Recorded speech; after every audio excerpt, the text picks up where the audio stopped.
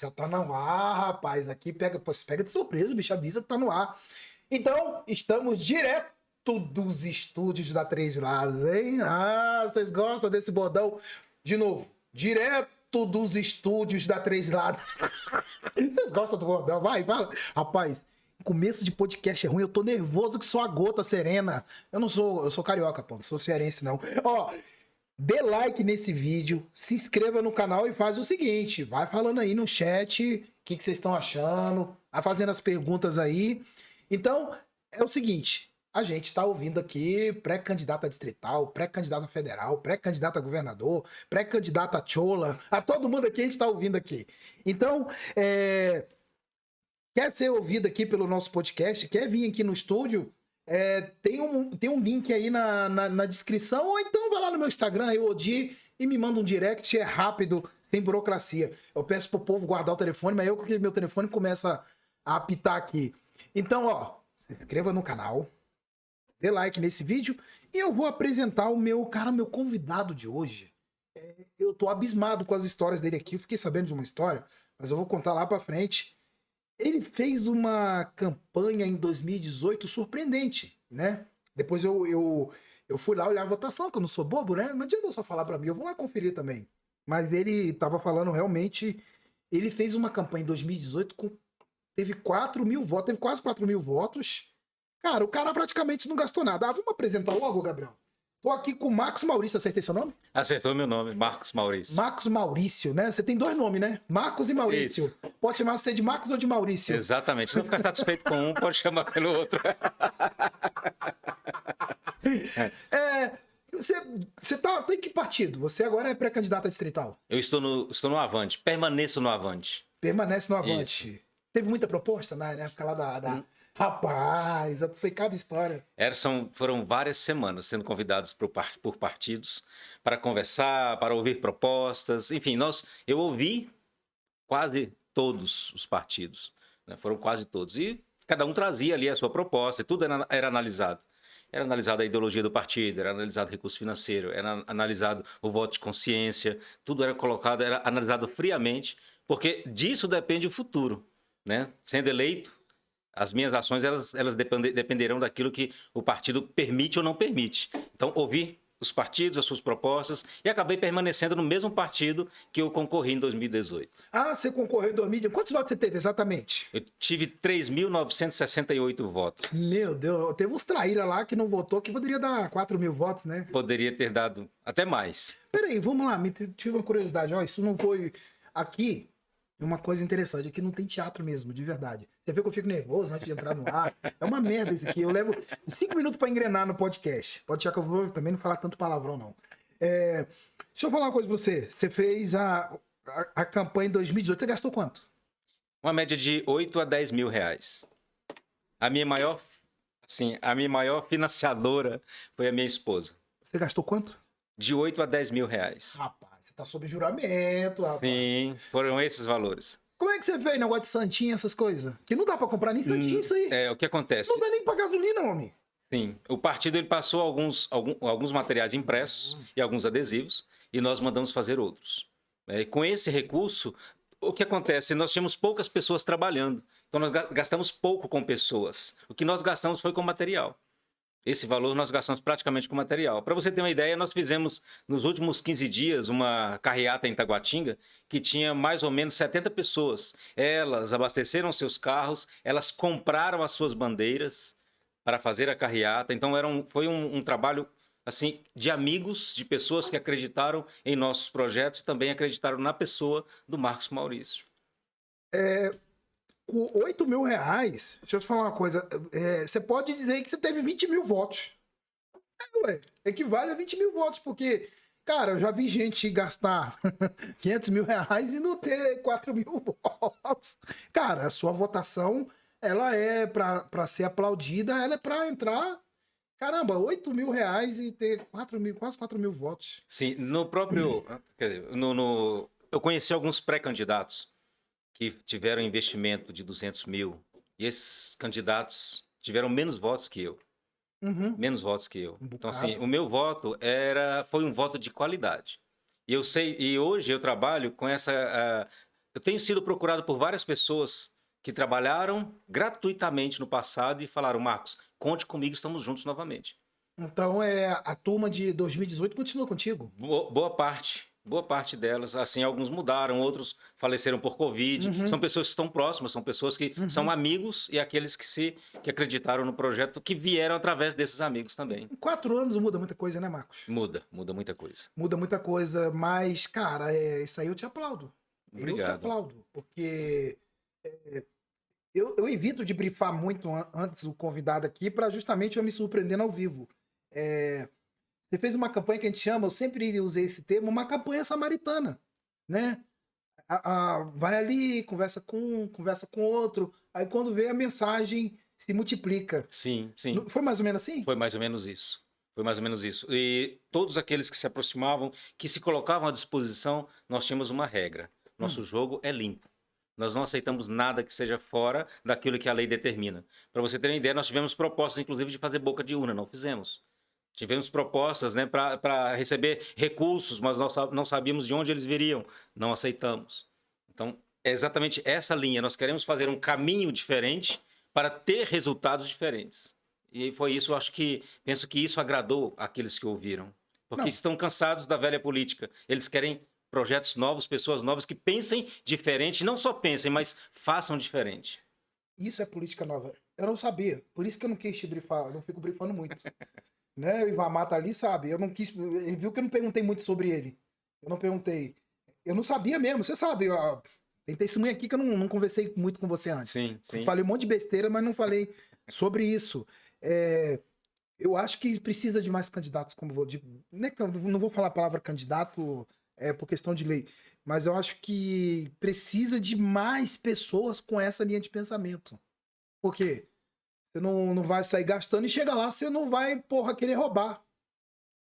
Exatamente. E às vezes, o que nós percebemos? Existem candidatos, vamos dizer, candidato à época da eleição está chegando, que os candidatos, eles gastam milhões.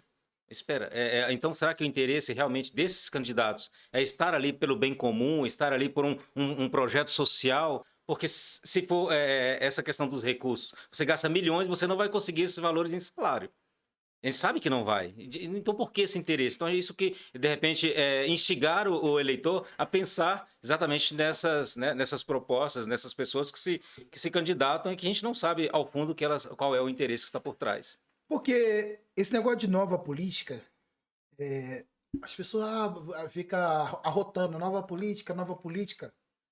Você, na prática, fez a nova política. Sim. Ué, você gastou 8 mil reais, cara. 8 mil reais, 8 mil reais, tem gente aí que não... Pô, você não passa o mês com 8 mil reais. Não, ué, não é verdade? É verdade. Você gastou 8 mil reais. Sim. Lá tá tudo certinho lá, né? Tudo certinho, prestado conta. Tudo da mais perfeita ordem, sem problema nenhum. Porque eu sempre faço o teste de honestidade quando eu converso com as pessoas. Cara, se você achar uma maleta com R$1 milhão na rua, o que você tem que fazer? O que você faria com a maleta? Ixi, pior que se você não responder direito, vai ter que ser... O que você faria se você achasse uma maleta de R$1 milhão na rua? Deixa eu te contar uma história. Isso eu trago até hoje. Quando eu era criança, eu estava indo para a escola. Meu pai ainda era vivo. Eu perdi meu pai muito cedo. E naquela oportunidade, estava tendo uma festa na escola, tipo festa junina. E eu encontrei um relógio. E com esse relógio, um valor considerável em dinheiro. E eu peguei esse valor, levei para a escola dentro de uma mochilinha, que eu tinha uma mochilinha que eu levava para a escola. Voltei da festa, entreguei para o meu pai. Eu falei, olha, eu encontrei isso daqui. Eu estive na festa, poderia ter gastado aquele dinheiro. Eu devolvi para o meu pai. Então não é algo que, se tivesse acontecido, não. De fato aconteceu. De fato aconteceu. E eu lembro que meu pai ainda me deu uma bronca. Por quê? Ele falou, você deveria ter deixado onde estava e não ter pego. E aí seu pai fez o quê? E meu pai pegou aquele valor, aquele relógio e levou para a delegacia. E devolveu na delegacia, porque não nos pertencia. Mas... Então, assim, hoje, se você me perguntar hoje, o que você faria? Levaria a uma delegacia, apresentaria às autoridades, porque aquilo não me pertence.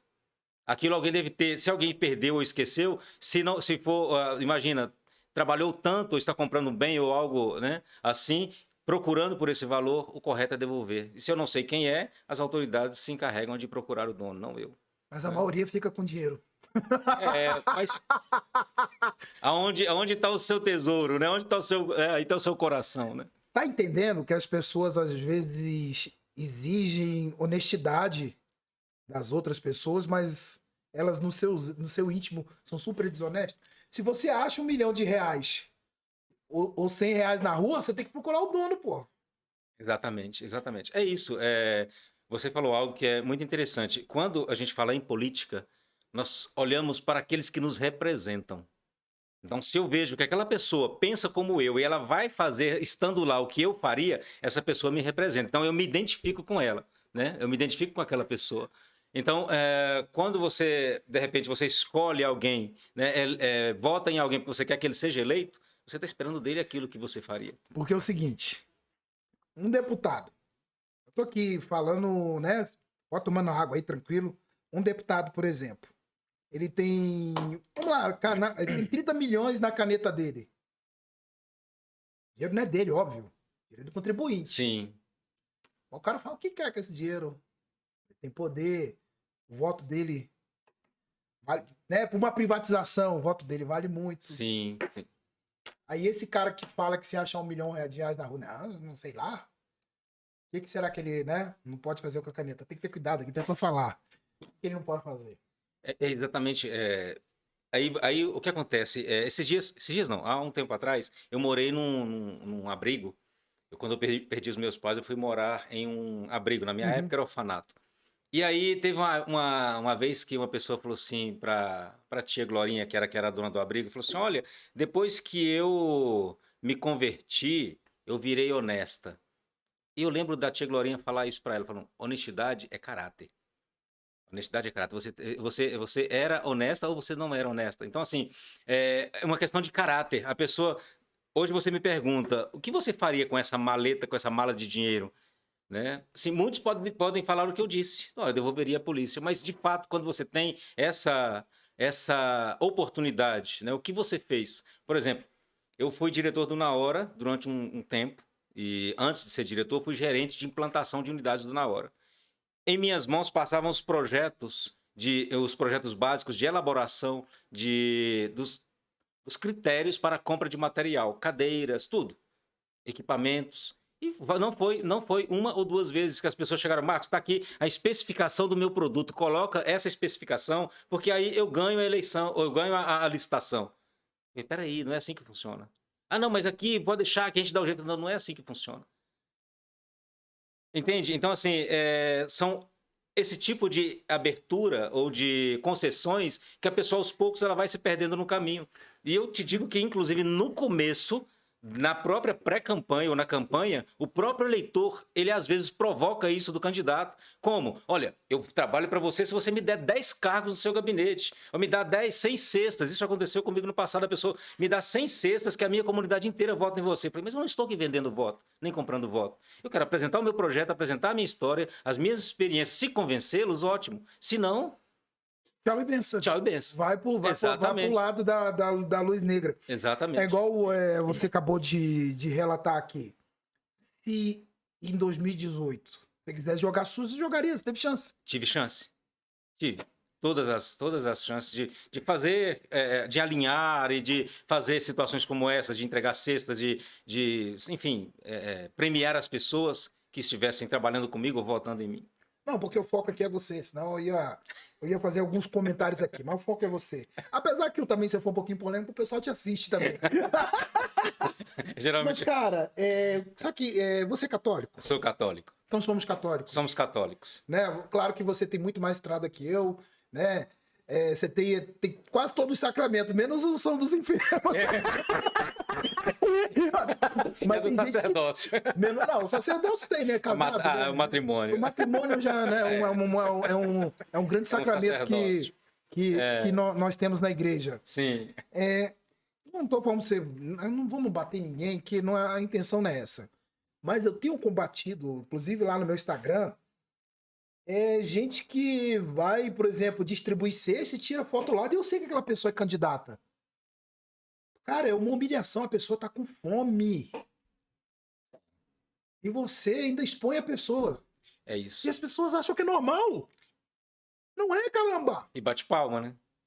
Não é. Aí ó, a pessoa fala assim, Marcos, você vai tomando uma água, tranquilo, se estiver falando muito, você me interrompe. Me interrompa a hora que você quiser. Aí, Marcos, Tranquilo.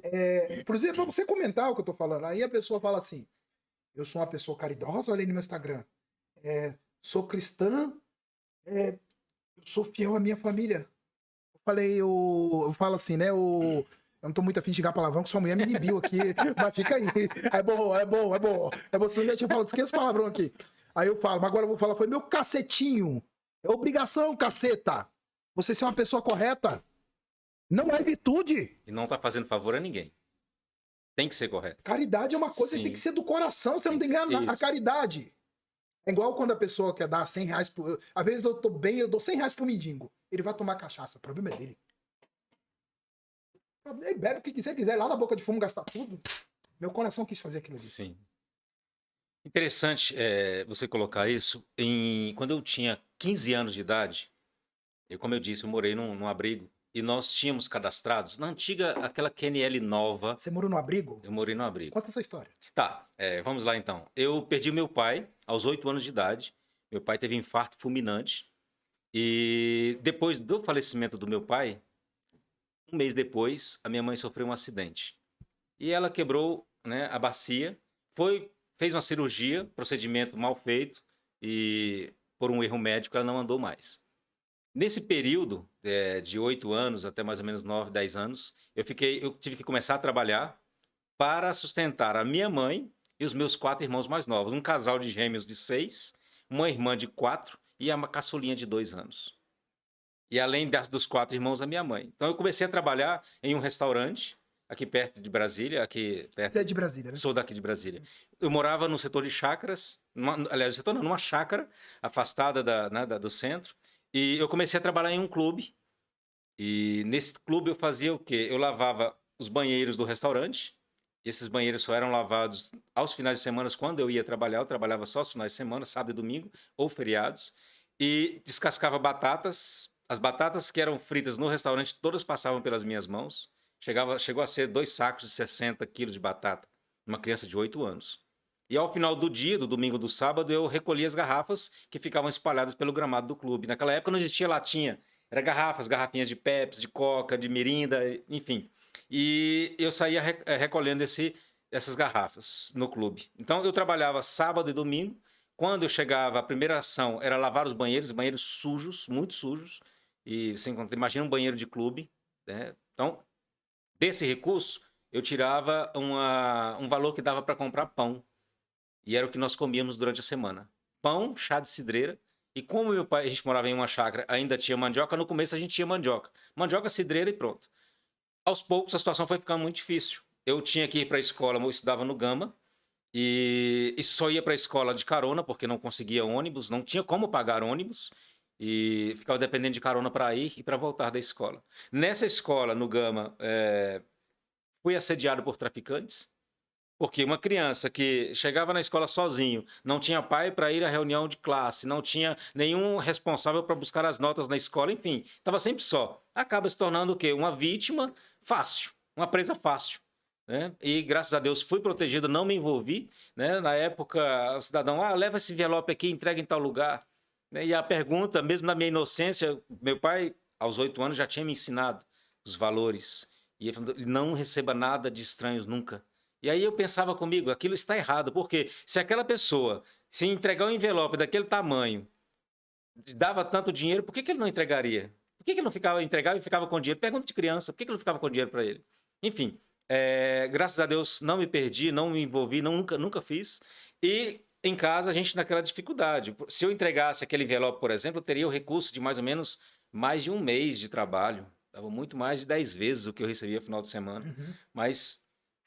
em casa, a situação muito complicada, muito difícil. Enfim, resumindo bem a história, depois chegamos a um ponto que nós não tínhamos mais nada para comer. Naquele clube que eu trabalhava, eu comecei a observar que as pessoas jogavam o resto de comida nas latas de lixo, nos tambores, eram aqueles tambores, e ali faziam churrasco, jogava carne, jogava farofa, e eu comecei a recolher aquilo ali porque era o que nós tínhamos para nos alimentar. Quando você falou dessa situação de ver alguém mexendo na lata de lixo, revirando, e você dava um valor... Às vezes, aquela pessoa é a única coisa que ela vai ter aí uma semana, um mês para comer. Então, aquilo que eu tirava do lixo era o nosso alimento. Alimentávamos literalmente da comida que era tirada do lixo. Depois desse período, nós chegamos a comer broto de bananeira cozido porque não tinham o que comer. São quantos irmãos? Éramos 5 irmãos, mais a minha mãe. Mas como é que você parou no abrigo? Uma pessoa, que eu não sei, Deus mandou essa pessoa para lá, né, me levou para morar numa casa que ela tinha, que ela colocava crianças que eram recolhidas da rua. Ela pegava crianças da rua, órfãs, e levava para casa dela. Quando eu cheguei na casa dela, já tinha mais ou menos umas 50 crianças, e eu era o mais velho. Então foi quando começou essa minha caminhada no abrigo. Você foi tipo adotado? Não foi adotado porque eram muitas crianças e não era bem adoção. Jogou lá. Ela Mas cuidava. sua mãe faleceu? Não, a minha mãe foi comigo, mas a minha mãe, ela estava assim, em cima de uma cama, incapacitada, não podia fazer nada. Eu dava banho na minha mãe, eu limpava a minha mãe, cuidava dos meus irmãos. Então, assim, Com quantos anos isso? 8 anos.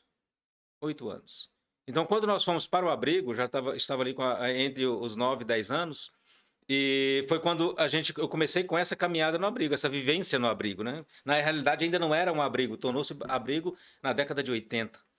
Mas nesse período que eu estava lhe dizendo, com 15 anos, nós já tínhamos 486 famílias da nova QNL, conforme eu estava dizendo, que a gente cuidava dessas famílias. Então já era um trabalho de caridade. Qual era o trabalho que nós fazíamos? Nós tínhamos o alimento para dar para essas famílias. Nós pegávamos um fusquinha velho, vinha aqui no Ceasa, buscava verduras, legumes e fazia uma cesta para essas famílias. Mas peraí, não vamos perder a cronologia, não. Como é que você saiu desse abrigo? Eu fiquei no abrigo até os 21 anos. Até os 21 anos? Até os 21 anos. Caramba, uma vida toda. Uma vida toda. Eu entrei aos 9. Você viu coisa, hein? Vi. Eu vi crianças que foram vítimas de abuso sexual, vi crianças que foram vítimas de rituais, com as costas cortadas com gilete, com as costas queimadas por cigarro. Eu vi crianças com a cabeça, com bicho, o bicho comendo a cabecinha da criança viva.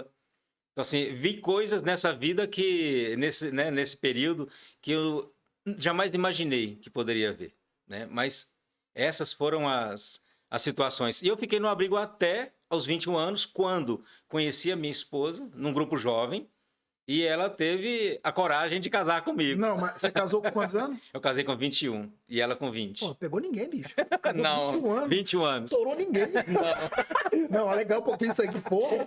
Tá pensando? Tenso, o negócio tá tenso. Não, meu olho tá aqui meio vermelho porque eu tô bem com sono, entendeu?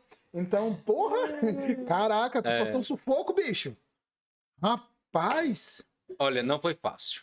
Aí, 21 não anos. Foi fácil. Aos 21 anos eu me casei. Pegou ninguém na vida? Não. Puta merda, que sem graça também. Essa partida sem graça. Ela tem que comer no geral. Essas emoções. Cara, 21 anos casou. Ah, não, aí como é que você conheceu sua esposa? Eu conheci minha esposa. No nome dela, né? Lúcia. Lúcia Rosa. Lúcia Rosa. Lúcia Rosa, não é Santa Madalena, não. Não. Entendeu? Não é Santa Madalena, entendeu? Não, peraí, deixa eu dar uma quebrada aqui, pelo amor de Deus. Gente, dê like nesse vídeo. O pessoal aí do Max Maurício, Covid fudeu minha memória. Oh, desculpa, eu falei que não ia falar palavrão.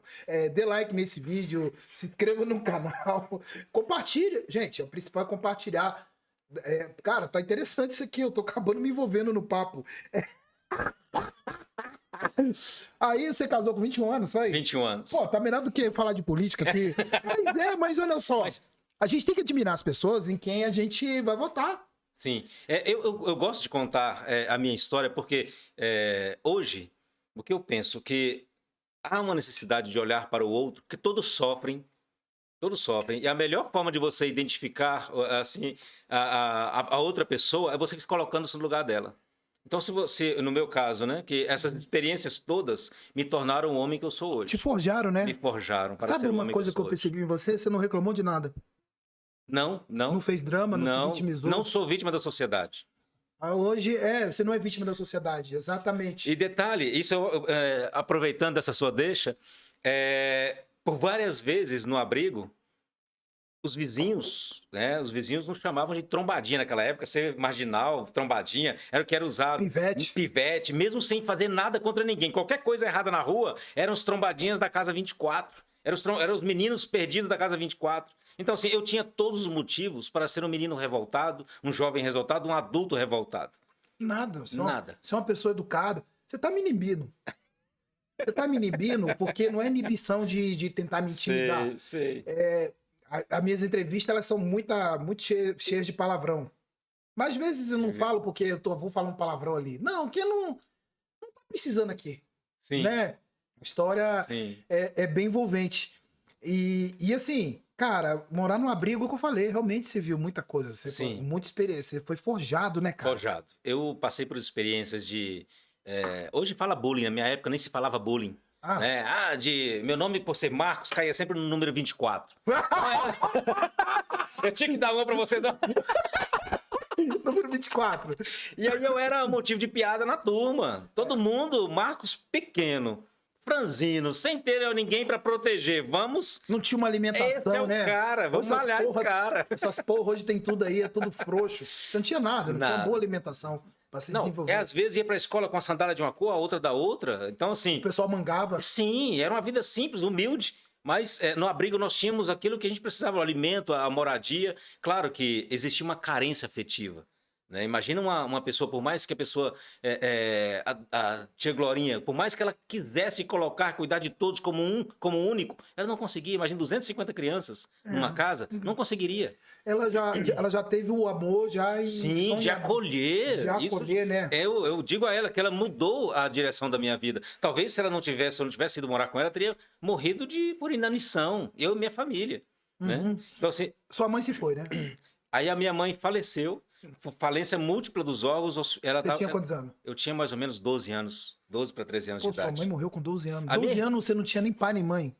12 anos eu não tinha pai e mãe. Podia ser um bandido safado, olha, vergonha. Assim, a gente falando dessas situações de humilhação, eu me lembro que eu entrei em uma loja em Taguatinga para comprar uma vez um lápis e uma borracha para ir para a escola. E quando eu entrava...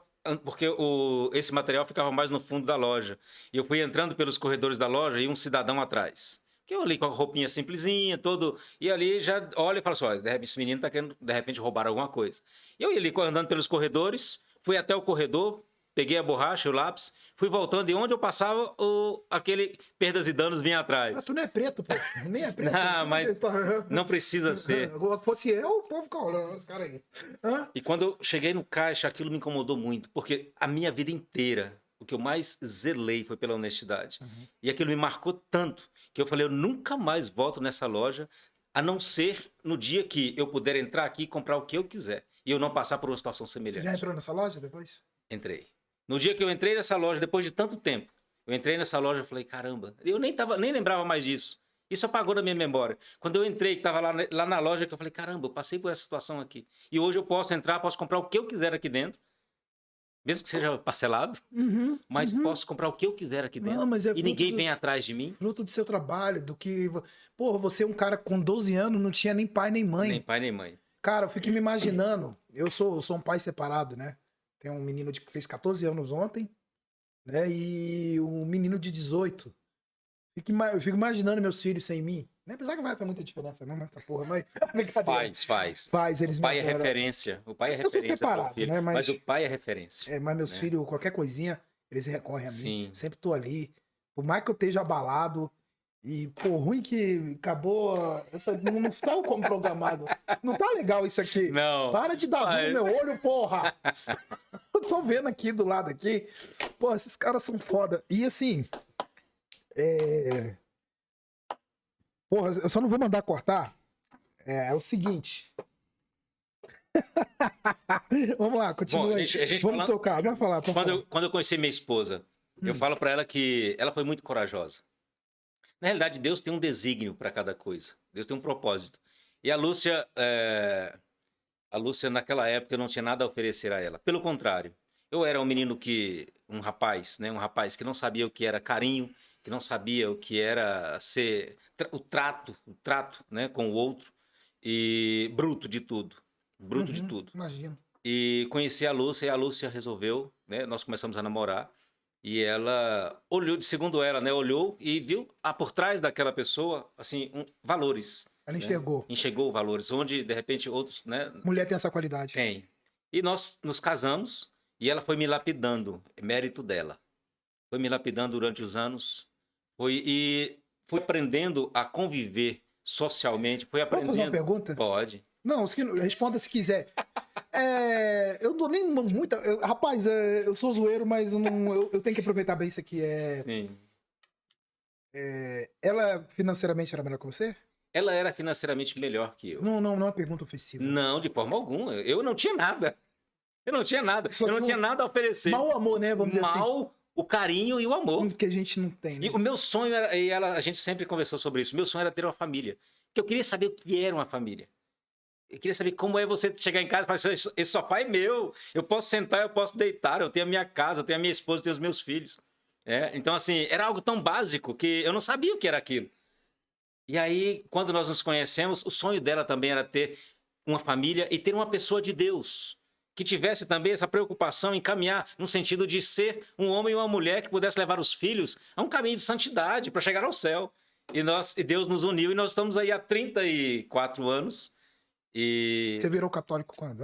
Bom, tá acabando o negócio não, aqui. boa. Não estamos falando de política, você tá incomodado? Mas não, porque tudo isso se resume a essa questão política. Sim, como é que você descobriu a igreja católica? 10 anos. Aos 10 anos, quando... Eu tô com sono aí, tá saindo umas águas aqui dentro, mas não tô emocionado, não. Quando eu cheguei ao abrigo, né, nessa casa dessa senhora, ela falou, Marcos, seus pais eram evangélicos. Aqui em casa todos somos católicos. Eu te dou a liberdade. Você quer ser evangélico ou você quer ser católico? E eu falei, o que é ser católico? Aí ela foi me explicar. Eu falei, então eu quero ser católico. Pouco tempo depois eu fui batizado, fiz a primeira comunhão, fiz todo o caminho, depois a crisma, casado, crisma, e estamos aí na caminhada. Todos os sacramentos, né? Todos os sacramentos. Menos a unção do enfermo. Ah, não, ainda não, eu não tô com muita pressa. Mas eu quero. Você tem quantos filhos, Marcos? Eu tenho 3 filhos. Desses 3 filhos, o mais velho já casou, já nos deu, né, 3 netinhos, o terceiro nasce agora em julho. Já deu. Ele é católico também? Católico. Todo mundo católico? Católico, e aquele católico mesmo de andar. Aberta a vida, se bobear. E ele fala, eu sou aberto à vida. Ele tem. O que vim, vem. Sim. Ele Deus mandar. Sim, exatamente. Virou um papo católico. Aberto à vida. Eu já vi, eu tenho vontade agora. Eu detesto fazer podcast, mas eu poderia fazer um podcast só chamando católicos, olha. Mas aí. Pagando aluguel do estúdio. Entendeu? Caraca, tô desarmado. Caramba. Mas é isso. Eu penso que é muito bom você falar.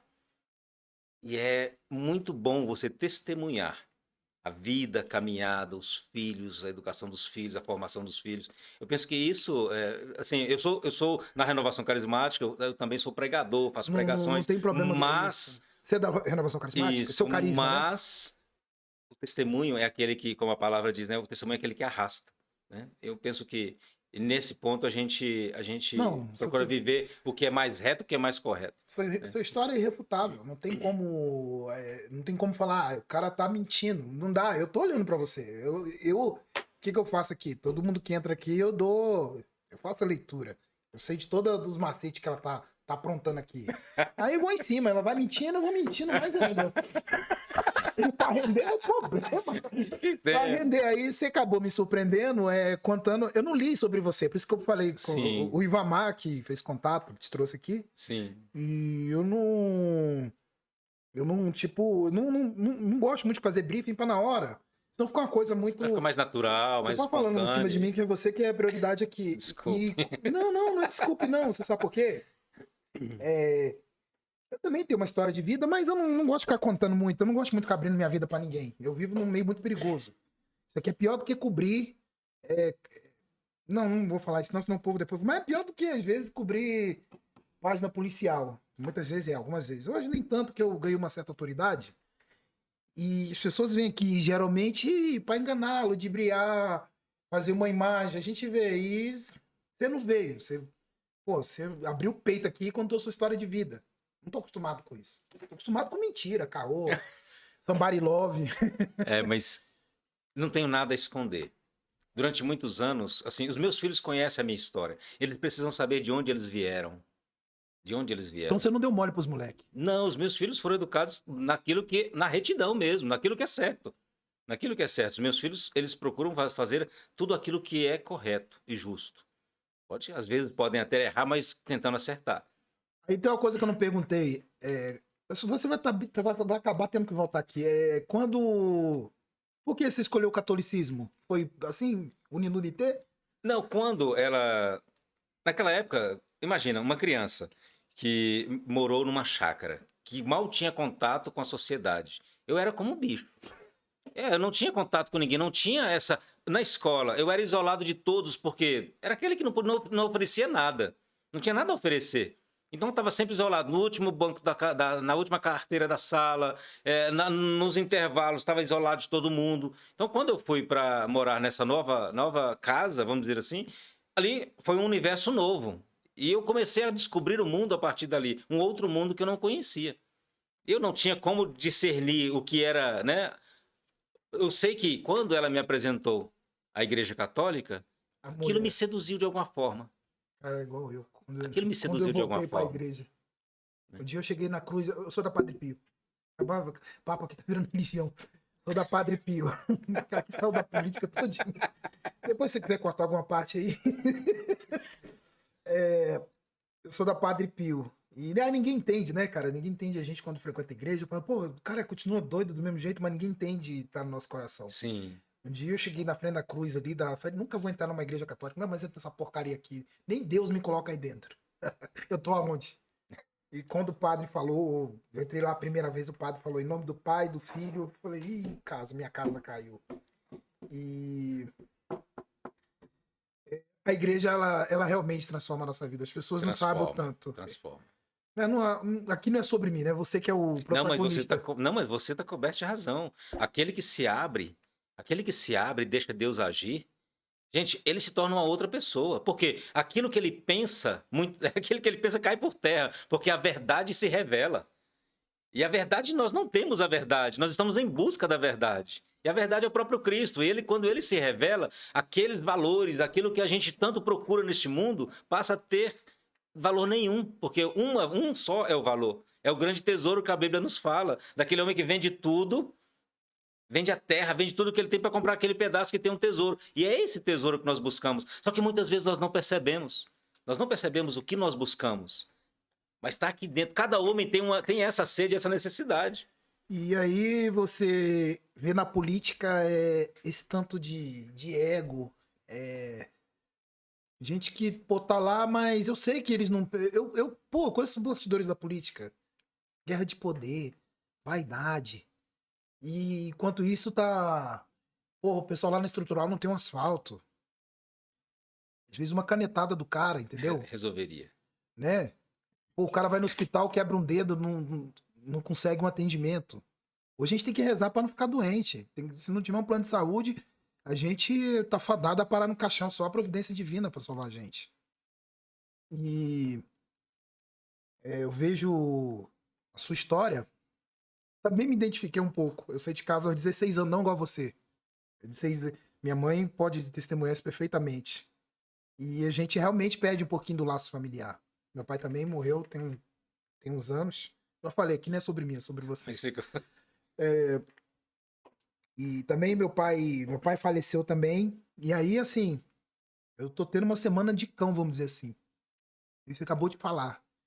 E, pô, hoje de manhã acordei, tomei outra pancada de manhã, uma pancada braba de manhã hoje. E você falando. E eu falei assim, vou colocar na mão de Deus. Eu não vou me desesperar. Dessa vez eu não vou me desesperar. Eu sei tudo que é errado que eu tô fazendo. E não me desesperei. E por que pareça, eu passei na frente da igreja hoje. Na sua mão aí.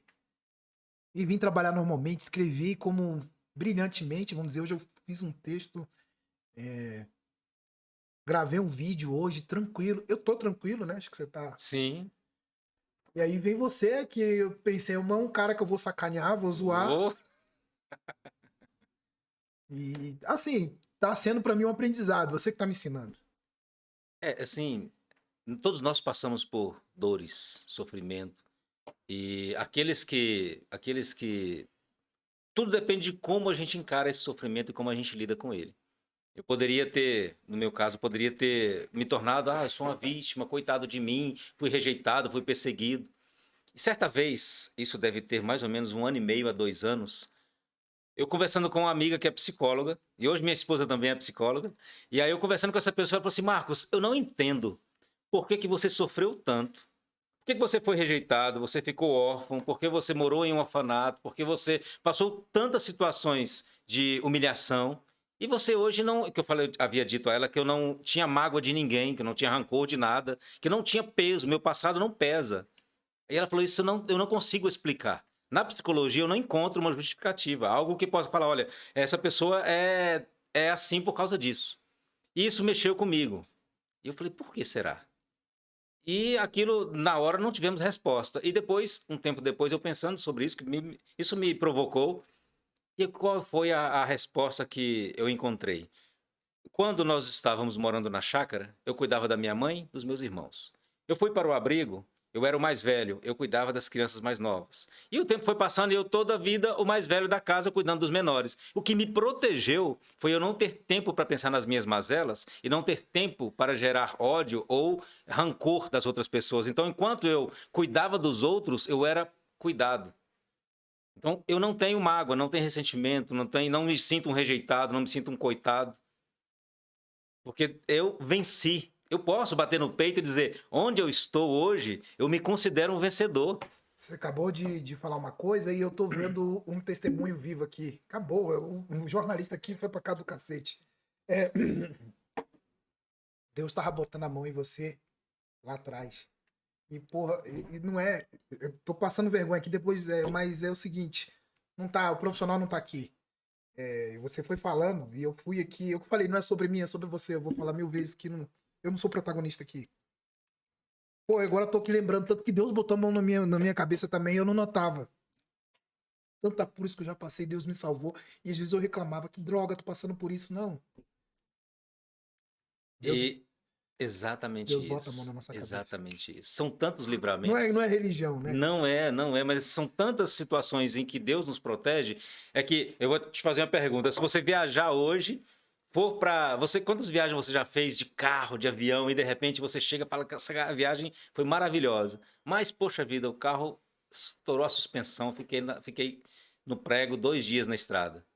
Aquela viagem foi maravilhosa. Você vai lembrar desse prego no carro, desse problema no carro, todas as vezes. Você nem vai lembrar o quanto a viagem foi boa. E vai ficar Então, lamentando. nós olhamos para o nosso passado muitas vezes, a gente vê tudo aquilo que foi ruim. Mas a gente muitas vezes não consegue perceber aonde Deus agiu, aonde Deus nos protegeu. Por exemplo, nesse meu caso de ser assediado por traficante, Deus me protegeu de não cair naquela cilada, de não me deixar pelas necessidades, e eram muitas, de falar assim: poxa, estou precisando de uma grana, vou fazer isso. Então, é proteção de Deus. Eu estou terminando, tá, já em revisão, minha autobiografia. E a gente começa falando, assim, no livro, a gente começa dizendo sobre comparando a nossa vida a um bordado. Um bordado, uma criança olha de baixo para cima, ela não entende nada do que está sendo feito. Não entende nada. E depois, quando a mãe termina aquele bordado, que ela volta para a criança aquele desenho, ela começa a entender, ela vê aquela beleza daquilo que foi bordado, aquilo que foi feito pelas mãos da mãe. Assim é a nossa vida. A gente não consegue entender muitas coisas que acontecem. Por que eu estou aqui hoje? Por que será que hoje eu me coloco como uma pessoa que busca representar outras pessoas? Por que será que Deus me forjou nessas dificuldades todas para eu estar onde eu estou hoje? E Deus tem um propósito para a minha vida, tem um propósito para a sua vida, para cada um de nós. E cada um de nós é responsável para dizer sim ou dizer não. E Ele nos dá essa liberdade. Mas as condições para chegar até ali, Ele também nos dá. Às vezes nas dores, nas alegrias, às vezes mais dores que alegrias. Mas isso vai nos construindo, como a gente começou aqui a nossa conversa. São essas dificuldades, essas dores que vão nos forjando, vai nos trazendo e nos fazendo quem nós somos. Aí o cara tem uma caneta lá que vale 100 milhões de reais, uma caneta de um distrital. Às vezes 100 milhões impacta a vida de muita gente positivamente. Exatamente. Não tô dizendo que os caras lá fazem isso, que eu não posso acusar. Mas muita gente entra na política de benefício próprio. E a gente, no final, também vai vendo que a gente precisa do básico. A gente não precisa de tanto. Exato. Já vi um depoimento na minha prova, que eu não abro muito minha vida, de verdade. Pra ninguém. Ninguém sabe da minha vida. Ninguém sabe o que eu tô passando. Também não interessa. Eu tenho que ser profissional aqui. Não tem que estar fazendo draminha. Mas eu sei que tem muita gente que tem câncer terminal, tem dinheiro e fala: eu jogaria meu dinheiro todo fora pra ter minha vida. Para ter a saúde de volta. Então imagine você pegando um dinheiro que não é seu. Um dinheiro amaldiçoado. Você teve quase 4.000 votos. Gastou 8.000 reais. Sim. Então as pessoas não foram pelo dinheiro. Não foram pelo dinheiro. E o que eu mais fico feliz, nós terminamos todo esse processo, todos nós saímos da mesma forma que entramos, a nossa consciência leve, de um trabalho bem feito, de pessoas que se envolveram conosco saíram tranquilas. Saíram tranquilas. Ninguém fez nada errado, ninguém prejudicou ninguém, ninguém falou mal de ninguém, ninguém destruiu ninguém. Nosso propósito era né? E nós não tínhamos que sair daquele caminho que nos levaria até aquele propósito. E Deus recentemente te propôs outra bênção. Você estava me contando. Você passou no concurso da. Você tem quanto tempo de CAESB? Eu tenho 2 meses e 15 dias, mais ou menos. Você passou no concurso em que ano? Eu passei no concurso em 2012. E fui chamado agora em 2022, 10 anos depois. Foi chamado 10 anos. 10 anos depois. É interessante, tudo isso, eu gosto de contar essa história. É a gente falando da ação de Deus. Tudo isso acontece de uma forma muito bonita. Eu não sabia da convocação. E aí uma pessoa me liga, né, e fala assim: Marcos, parabéns. Você foi pela sua convocação. Eu trabalhava até antes de ir para a CAESB, na Secretaria Nacional da Família, e coordenando um projeto de fortalecimento de vínculos familiares no Brasil inteiro, nos municípios do Brasil. E essa pessoa me manda uma mensagem, fala: parabéns pela sua convocação. Eu não conhecia a pessoa, não conheço a pessoa. A partir daquele momento, quando eu cheguei lá no Ministério, eu fui procurar onde estava aquela informação. E eu perguntei para ele: onde você viu? Ele: no Diário Oficial. E ali eu conversei com uma pessoa, conversei com outra, e já pedi a liberação do meu ex-chefe. Falei: me libera que eu preciso... Você trabalhava onde antes da CAESB? Na Secretaria Nacional da Família. Mas comissionado? Comissionado. Você ficou a vida toda? Eu entrei lá... Você fazia o que antes quando mudou o governo? Que você fez uma porrada de coisa, né? Fiz. Eu já fiz tantas coisas nessa vida. Eu já fui até feirante, eu já fui vendedor, já fui corretor. Mas antes de ir para a Secretaria Nacional da Família, eu tinha passado pelo Conselho Tutelar por 2 mandatos. Eu fui eleito como um dos conselheiros mais bem votados em Taguatinga. Você já foi conselheiro tutelar? 2 mandatos. Pô, é tanta coisa que não deu tempo de... Cara, eu peço... Marcos, eu peço desculpa a você. Eu sei que, né, a gente devia ter explorado mais coisas, mas... Mas tá fluindo normal, tá fluindo. Não gosto. Quanto tempo aí, Gabriel? Hã? Nós temos 10 minutos? Ótimo. Então, aí, vamos lá. Você foi conselheiro tutelar também? Quantos votos? Eu tive, na primeira eleição, Não, em que cidade você foi conselheiro em Taguatinga Sul. Eu fui eleito em Taguatinga Sul. E conselho tutelar, a gente sabe, o conselheiro tutelar, as pessoas não são obrigadas a votar, né? Então, a primeira vez eu tive 470, 480 votos, uma coisa assim. E da segunda vez eu tive 503 votos. Mais ou menos isso, não lembro. Você teve 503 votos para conselheiro tutelar? Conselheiro tutelar. Tu é batuta, hein, bicho? Pois é, então assim... E aí depois... Porque antes de ser conselheiro, o que acontece? Como se deu isso? Eu fui diretor do abrigo onde eu cresci. E eu via a realidade daquelas crianças e a dificuldade em ter políticas públicas que atendessem aquelas famílias. E aí, eu falei assim: olha, eu acho que há algo que possa ser feito. Aí fui para o Conselho Tutelar. No Conselho Tutelar eu vi que, por mais boa vontade que o conselheiro tenha, ele se esbarra. Se esbarra naquilo nos impedimentos, porque existem, por exemplo, creche, atendimento psicológico para crianças. Hoje, gente, é incrível. Nós passamos por uma pandemia e a quantidade de crianças que precisam de atendimento psicológico e não tem onde buscar. Um acompanhamento, não um atendimento, um acompanhamento. Então, assim, né, foi também nessa situação que eu falei: olha, algo precisa ser feito. Então, eu fiquei 2 mandatos no conselho. Fiquei, desde o início do governo, desse atual governo, eu fui para a Secretaria Nacional da Família e saí agora para ir para a CAESB. Aí, Quando convocado para o o concurso. Seu concurso foi um milagre, hein? Foi um milagre, foi um milagre. Então, assim, aí essa pessoa me ligou, mandou uma mensagem pelo WhatsApp, parabenizando. E detalhe, eu precisava ser admitido até o dia 1º de abril para eu poder concorrer 1º de abril. Para eu poder concorrer à eleição. Porque lá na empresa são o quê? 3 meses de estágio probatório. E se eu entrasse dia 2 ou dia 3, eu já não poderia mais Então concorrer. você ficaria inelegível. Não, eu não poderia concorrer. Eu teria que escolher. Ou eu seria... ou eu trabalharia na empresa, seria contratado, ou eu teria que fazer uma opção, ou eu concorreria. Mas preferiu, né, trabalhar. Mas dia 1º... Ou preferiu... Não, Deus falou, não, você fica na casa... Eu vou te dar as 2 coisas. Deus falou, vou te dar as 2 coisas. E eu consegui resultados de exames que demorariam 3, 4 dias para sair, e saiu no outro dia. Caramba, bicho. Às 8 horas da manhã foi a hora que eu soube que havia saído a convocação. Eu fiquei em jejum até 5 horas da tarde, esperando uma resposta da empresa com a lista de exames que eu precisava fazer. Essa resposta ela demoraria pelo menos uns 4 dias para ser enviada por e-mail. É um padrão. Tem que ver lá, vai vazar a conversa aqui. Pede lá pra... Vai vazar aqui. Eu tô ouvindo daqui, entra aqui no microfone. Mas acho que já me ouviram lá. É ao vivo aqui. Vaza aqui. Se estiver falando uma coisa, alguém corta, depois dá problema. Então, resumindo bem, então no dia 1º de abril, eu dei entrada, fui contratado, e eu, no dia 30 de junho, agora, termino o estágio probatório, e eu posso Você conhece sair o normalmente. Dr. Paulo Fernando? Conheço. Ele falou bem de você. Conheço Paulo Fernando. Vocês são parceiros ou Nós não? trabalhamos lá no Ministério. Ele trabalhava numa área que fazia articulação com deputados, senadores, né?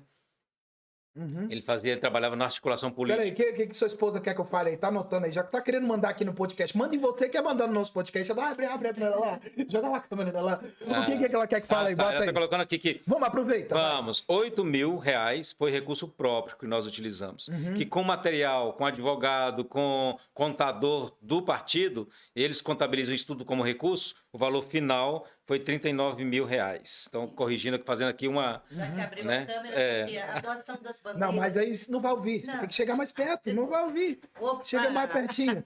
Não vai ouvir. Ela tá doida. Ela quer ser candidata federal, ela. Não. Fala, joga o microfone pra lá. Então, porque eu acho que é importante... Qual é o seu nome primeiro? Meu nome é Lúcia. Ah. Então, eu acho importante que a gente, né, deixe tudo bem claro, porque nós somos transparentes. 8 mil foi recurso próprio. Só que tudo aquilo que foi bandeira, que cada um comprou a sua, adesivo que cada um comprou o seu, tudo isso foi declarado. Então, no total, foi 39 mil, porque tudo foi declarado, inclusive trabalho Você não voluntário. falou mentira nenhuma, mas. Não, Só que as pessoas foram honestas e também declararam. Melhor ainda. O negócio ganha uma proporção maior ainda. Então, até as pessoas que ajudaram quiseram declarar. Tem que ser assim, pô. O negócio tinha que ser assim, era de todo mundo. Nós Os declaramos 300 e tudo. poucos candidatos fazer isso. Tá dando pra ouvir bem os dois, Gabriel? Tá dando pra ouvir bem os dois? Então, ó.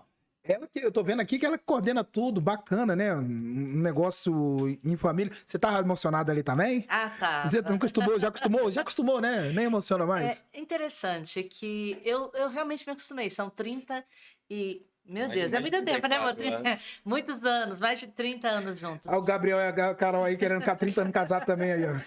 Graças a Deus. Cuidado, que se eles orarem pra vocês casar, né? Fala pra eles. Eita, Olha. vai durar pra Profetizar. sempre. Olha. Se profetizar, hein? Até que a morte os separe mesmo. Olha que nós participamos lá na nossa paróquia, nós tivemos uma vez, o padre promoveu um momento de oração para as mães engravidarem. Foram as mães. Bora lá pra Carol engravidar. 12 mães deram 12 testemunho. mães. 12 mães deram testemunho que engravidaram. É? Foi, com Nossa Senhora. Não é mérito Não, nosso, enfim, é Deus quem não, faz. É Deus usa, né? Deus Igual usa. Deus usou o Padre Fernando na minha Sim. na missa de retorno. Sim. Foi uma das melhores homilias que eu vi. É Caramba. Deus quem faz. Também, Deus também desencalha solteiro. Eu tô solteiro aí, 45 anos, velho, quase morrendo. Velho, quase morrendo. Cada um tem um chamado, né? Cada um tem Não, sacerdote. Eu fiz, sabia? Eu tenho um filho de 14 anos, então no sacerdócio não. Eu tenho que ouvir isso. É que você não conhece a história de Santo Agostinho. Santa Mônica rezou mais de 30 anos. Hã? Santa Mônica rezou mais de 30 anos. Pra Santo pela conversão Agostinho. do... Para a conversão De de Santo Santo Agostinho. Agostinho. Isso. Santo Agostinho foi ser sacerdote e hoje é um dos maiores teólogos Sim. da história Doutor da do igreja. cristianismo, de todos, né? Sim. Você vê, Doutor. se deixar papo aqui de católico, vai até... Então faz assim, a câmera tá ali, você vai dar o seu recado final. Aproveita bem aquela câmera ali, você não vai olhar para mim, você vai olhar para aquela câmera ali e vai dar seu recado final. Bom, nós viemos aqui hoje, eu falo, nós Pode viemos chegar a cadeira, pode ficar à vontade. para compartilhar um pouco da minha história. Eu penso que todos nós, como né, eu disse aqui, todos nós passamos por sofrimentos. Mas hoje nós estamos aqui partilhando um pouco da nossa história, partilhando um pouco daquilo que nós somos, porque o que nós queremos é isso, que as pessoas nos conheçam pelo que nós somos, que nos conheçam, que tenham a oportunidade de saber quem é o Marcos Maurício, quem é a Lúcia Rosa, né? E basicamente é esse o nosso momento de nos apresentar né, ao seu grande público, a esse grande público. Eu vou... E agradecer, né, Uhum. a cada um de vocês pela paciência para nos ouvir. Não, vamos ver, né? É o seguinte, também é um testemunho também que, né? Tem esse negócio, uma mulher faz um homem, mas eu acho que essa frase não é legal. Eu acho que um casal unido faz grandes coisas. Sim, sim. É um complemento. Né? Deus criou o homem e a mulher, e na medida que eles se unem, dessa união com a bênção de Deus, Deus faz milagres. Não só nas nossas vidas, mas Deus faz milagres, muitos milagres. Sim. E não podia deixar de falar, porque eu sou esposa e mãe. Os nossos 3 filhos são 3 milagres. Só para vocês terem uma ideia, o nosso filho do meio nasceu com morte aparente sem sinal vital, paralisia cerebral. E os médicos disseram que ele ia levar uma vida vegetativa. O nome dele é Rafael, ele tem 26 anos, é formado em ciência da computação pela Universidade de Brasília e analista de sistema. Aquele menino que ia levar uma vida vegetativa, porque Deus agiu. E por isso ele se chama Rafael, que se chama a cura de Deus. Rafael, cura de Deus. Tem gente que não sabe usar o nome Rafael. São muitos milagres. Deixa eu falar uma coisa. Se eu pudesse, ficaria batendo papo aqui com vocês por 3, 4 horas, de verdade. Acho que foi o melhor podcast que eu fiz esse ano, que eu mais gostei. Eu detesto fazer podcast, eu detesto essa porcaria aqui, detesto cobrir política, eu detesto ser jornalista, eu tenho ódio. E dizem que eu faço muito bem, eu detesto essa porcaria de negócio aqui, mas hoje eu tive prazer, realmente. Hoje acho que não teve nenhuma técnica aqui hoje, nada. Né? Deve ter sido também. Deve ter ficado tudo bagunçado ali, porque eu praticamente não apresentei. Um prazer receber vocês aqui. E vamos marcar um outro aqui. Um dia eu vou bolar alguma coisa sobre. Eu tenho que parar de falar palavrão, senão não combina. Mas sei lá, um dia eu vou. Deixa Deus agir. Deixa Deus agir. Meu amigo Marcos Maurício e a Lúcia Rosa. Obrigado pela presença de vocês. Nós que agradecemos a oportunidade. Foi um prazer conhecê-lo pessoalmente. E que Deus abençoe seu trabalho. Que leva tanta informação, esclarecimento. E o público precisa disso. De alguém que tenha a coragem que você tem. Alguém que tenha esse olhar no olho do outro. Para você tirar aquilo que às vezes a pessoa, de repente, está segurando ali e não fala. E você provocar para a pessoa trazer a verdade, trazer à tona aquilo que precisa ser dito. Parabéns pelo seu trabalho. Parabéns pela equipe. E eu espero sim poder voltar para a gente conversar outras vezes. E mais uma vez que Deus abençoe o seu trabalho. E obrigado por partilhar um pouco da sua vida. Sim. Até a próxima. Até a próxima. Microfone.